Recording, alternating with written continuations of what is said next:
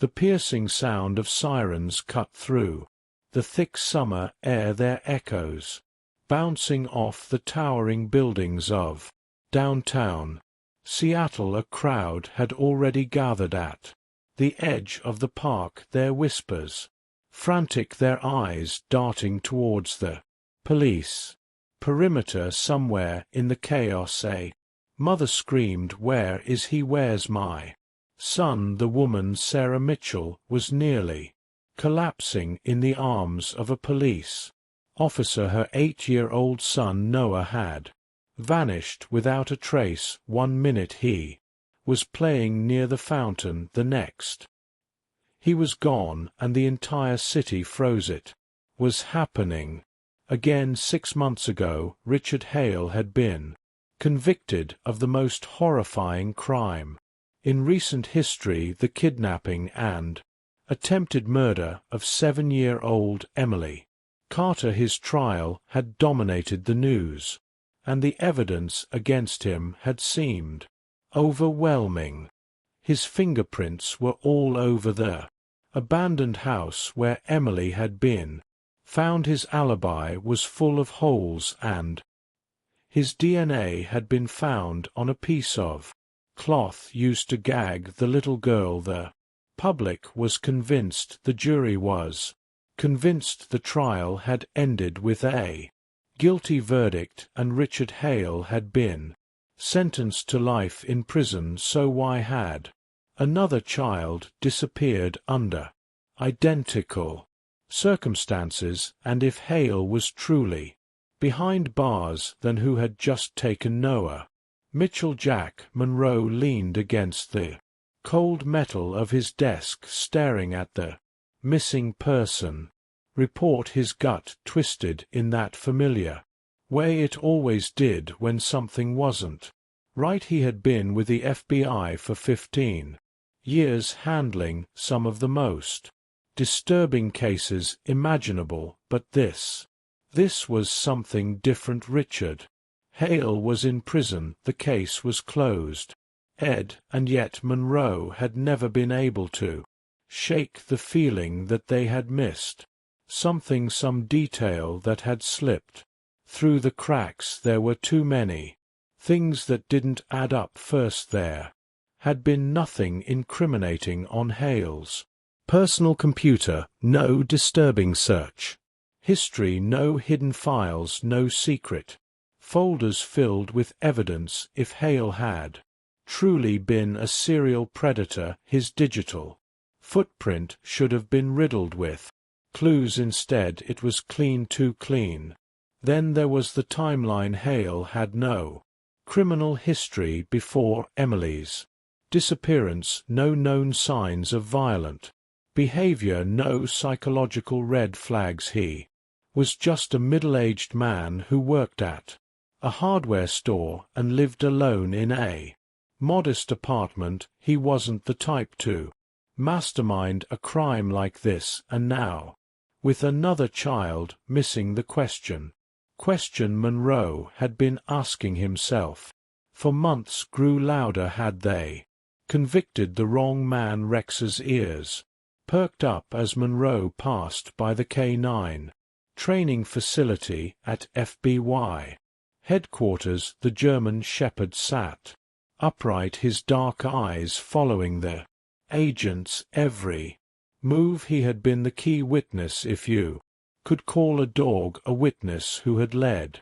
authorities to Emily Carter. He had been the one to find her battered and terrified, hiding in that abandoned house. Now he was something of a legend, a symbol of justice. Monroe had never been much of a dog person, but there was something about Rex that made him pause. Maybe it was the way the dog always seemed alert, always watching, as if he could sense things no one else could. It was just a hunch, but Monroe had learned to trust his instincts. Something about this case was off, and Rex knew it too. 2 days later, Monroe found himself walking through the outskirts of Seattle, where old crumbling buildings stood as reminders of a forgotten time. He was following a lead, a small one, but it was all he had. It had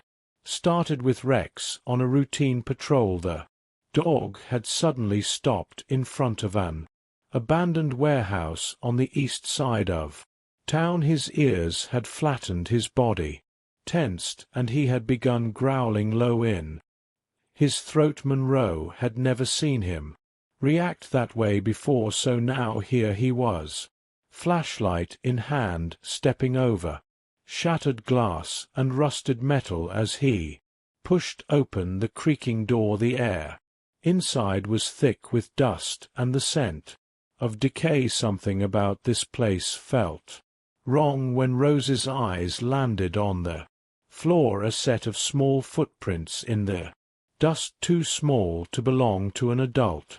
Fault a child had been here. The hairs on the back of his neck rose. Richard Hale was in prison, so who the hell was still out there? The rain had started to fall, light at first, then turning into a steady drizzle that coated the streets in a thin layer of moisture. Jack Monroe tightened his grip on the steering wheel as he drove through the dimly lit alleys of East Seattle. His mind raced with possibilities, none of them comforting.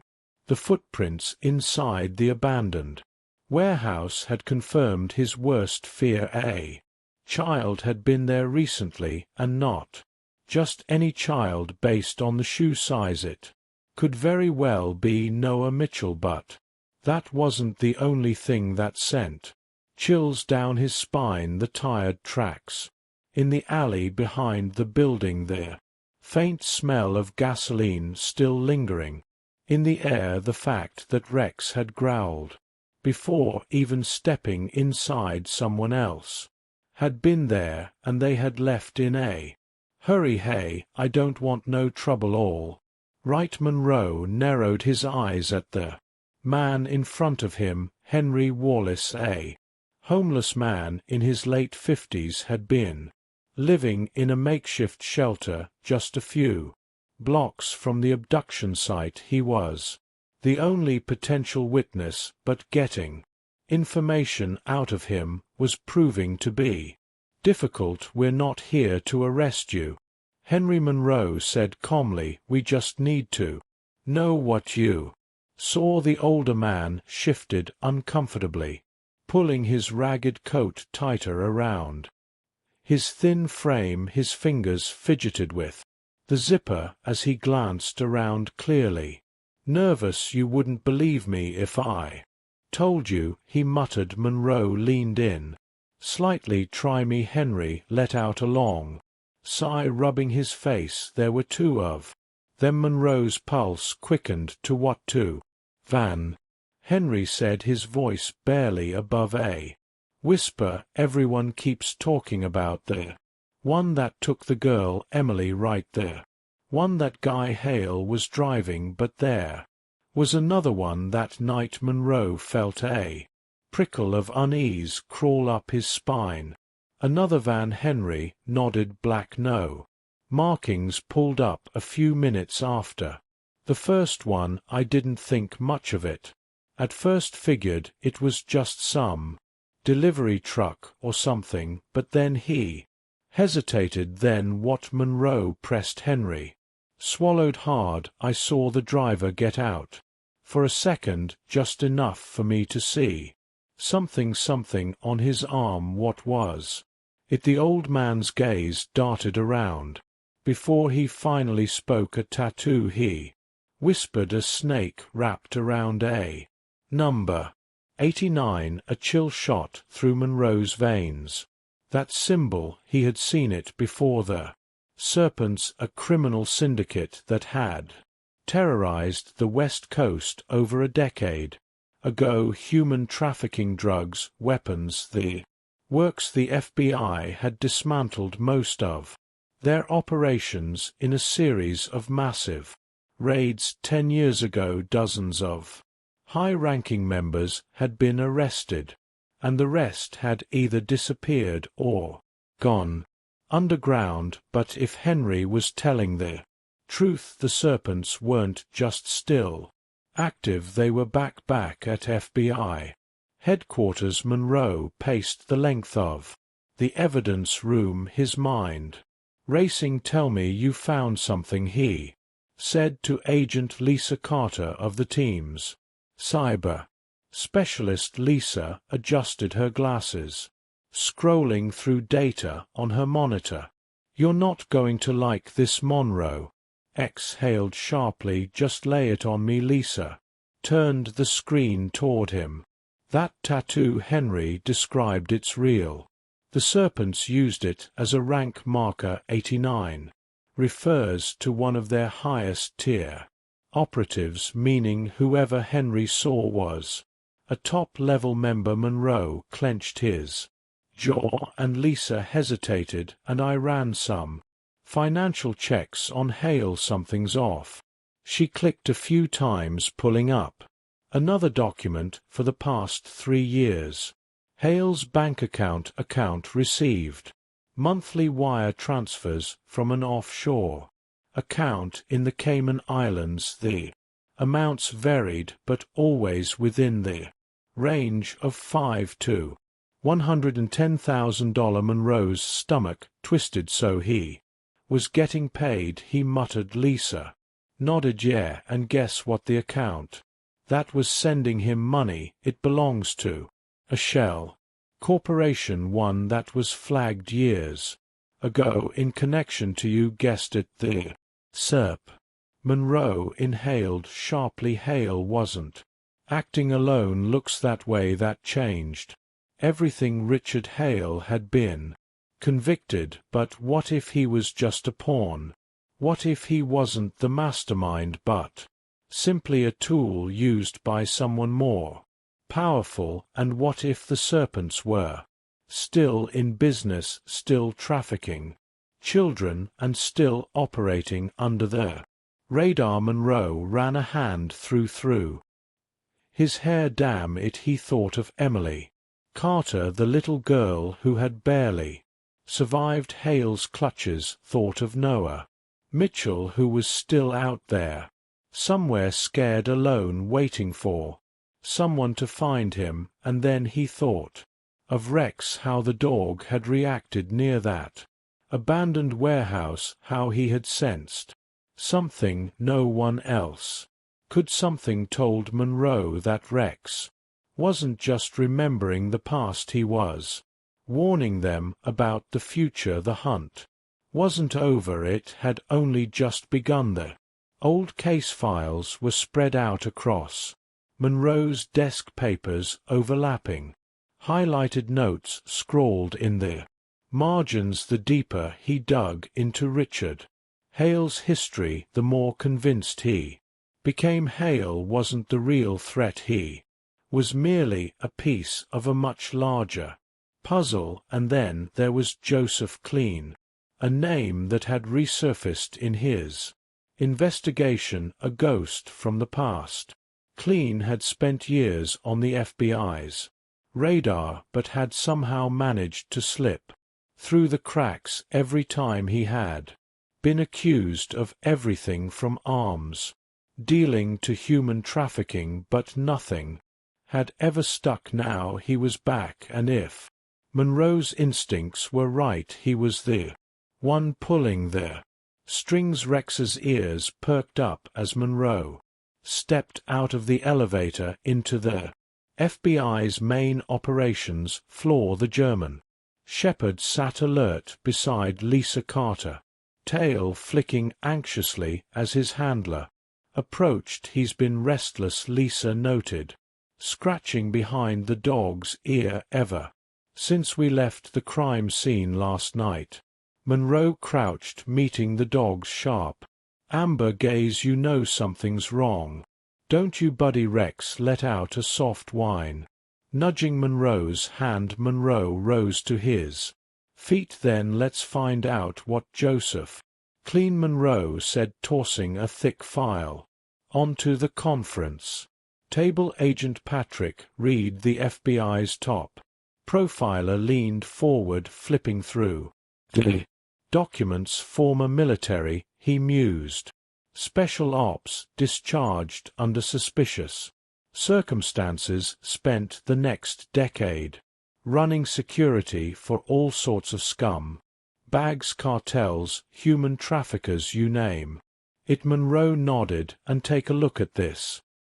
He slid a printed bank statement across the table. For the last 3 years Richard Hale received monthly wire transfers. The sender a shell corporation tied to the Serpents. Reed exhaled sharply. You think Hale was working for them? I think he was their errand boy, Monroe corrected, and I think Clean is the one who gave the orders. Lisa, who had been quietly typing away at her laptop, suddenly stiffened. Guys, we might have a problem.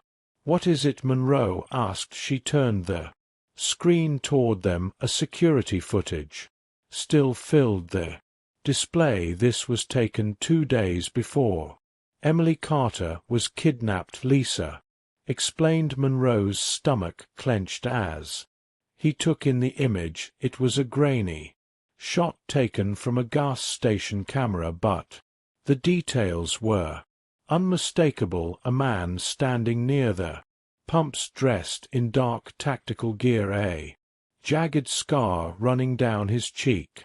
Joseph Clean, and he was less than a mile from Emily Carter's house. Monroe pulled his SUV to a stop outside the run-down motel on the outskirts of town. It was the kind of place people went when they didn't want to be found. The FBI had traced Klein's movements over the past month, and everything pointed to this location. He's in room 207, Lisa confirmed over the earpiece. Monroe checked his sidearm. Let's do this. Rex moved beside him as they made their way up the stairs, his nose twitching as he picked up scents. Only he could understand. The dog's muscles were tense, his instinct screaming that something wasn't right. Monroe felt it too. He raised a fist, signaling the team to halt outside the door. Silence, then a crash from inside. Move, Monroe barked, kicking the door open. The room was empty except for a single chair, overturned, a rope still dangling from its armrests. Clean had been here recently, and on the mirror, written in red marker, were 4 chilling words: "You're too late." Agent Monroe paced outside the motel, frustration simmering beneath his skin. He knew we were coming, Reed muttered, staring at the message on the mirror. Lisa tapped furiously on her laptop. I'm running traffic cam footage now. If he left in a car, I might be able to track him. Monroe's phone buzzed. He glanced at the screen, a blocked number. Frowning, he answered. Monroe silence, then a voice distorted. Mechanical. You're chasing shadows, Agent Monroe. Monroe's grip tightened on the phone. Who is this? The voice chuckled darkly. The man you're looking for isn't running, he's watching. Monroe felt his pulse hammer in his throat. Where is Noah Mitchell? The voice ignored the question.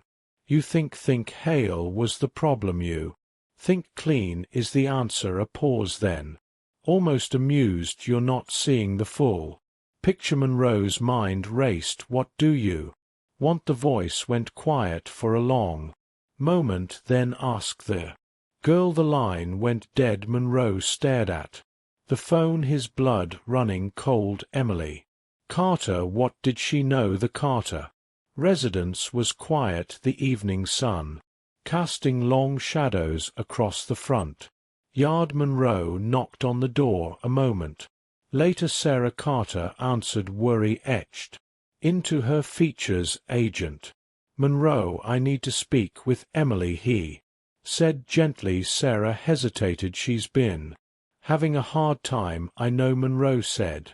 "But this is important," Sarah sighed. Stepping aside, Emily sat on the couch. Hugging a stuffed rabbit to her chest, she looked up as Monroe entered her small hands, gripping the toy a little tighter. "Hey, Emily," he said softly, "I need your help." The little girl didn't respond, but her gaze flickered toward him. Monroe crouched beside her. "Do you remember Richard Hale?" Emily nodded slowly. Monroe took a breath. "Was he alone that night?" Emily blinked. Her grip on the rabbit tightened, then finally she shook her head. Monroe felt his heart pound. "There was someone else." Emily hesitated, then nodded. Monroe pulled a photo from his pocket, the grainy image of Klein from the gas station. He placed it in front of her. "Was it this man?" Emily studied the picture, then slowly she shook her head. Monroe felt a chill run down his spine.